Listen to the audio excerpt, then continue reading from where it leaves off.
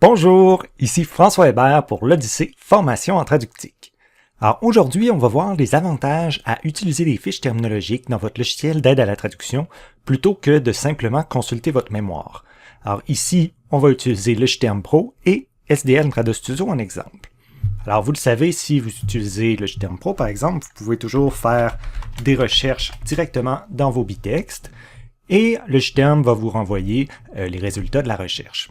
Alors, évidemment, on peut toujours effectuer ce genre de recherche-là lorsqu'on a un syntagme ou une série de phrases qu'on veut chercher, et on trouve les équivalences si on en a.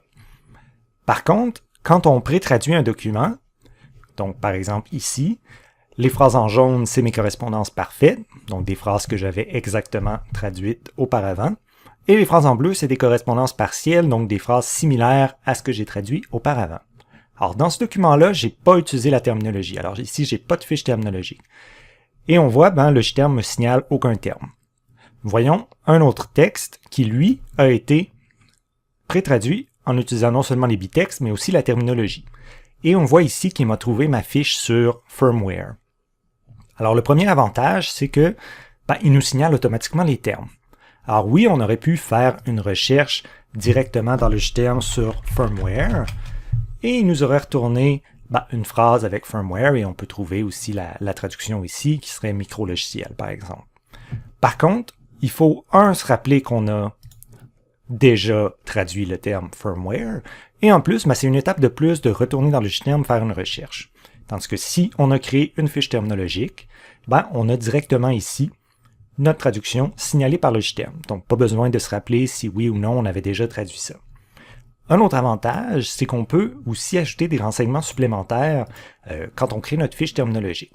Par exemple, si je créais ma fiche sur firmware et je mets la traduction, alors évidemment j'ai mon anglais et mon français, le minimum, mais je pourrais ajouter le domaine, par exemple informatique, la source, par exemple GDT, je pourrais mettre une remarque et dire que ça a été fait par François Hébert, par exemple. Alors, ça peut être utile d'avoir ces renseignements supplémentaires-là, surtout lorsqu'on travaille en équipe. Alors, voyons maintenant l'équivalent dans SDL TradoStudio. Alors ici, j'ai mon texte. Alors, dans ce texte-là, j'avais pas de correspondance, mais j'aurais, par exemple, mes correspondances parfaites ou partielles ici. Et dans SDL TradoStudio, il nous signale notre terminologie segment par segment. Alors, si on arrive sur un segment pour lequel on a des termes, on voit qu'il nous le souligne directement avec les petites lignes rouges ici. Alors, un petit peu de la même façon que Logiterm, j'ai pas besoin de me rappeler si j'avais déjà traduit ces mots-là. Et même si j'avais pas de correspondance liée à cette phrase-là, il me signale mes termes. Il va aussi me le signaler dans la section reconnaissance terminologique, donc dans mon onglet ici. Et on voit, j'ai 3 termes dans ce segment-là. Alors, il me signale les 3 ici avec la traduction. Alors, encore une fois, ça évite de devoir aller faire des recherches dans la mémoire manuellement. Et en plus, il nous le signale automatiquement. Et quand on arrive sur un segment pour lequel on a rien, on n'a aucun résultat disponible.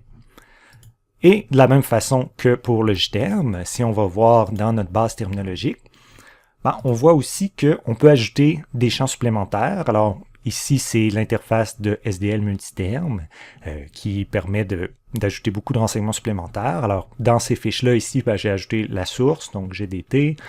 J'ai aussi le statut, par exemple Standardized. Je pourrais le modifier pour mettre autre chose.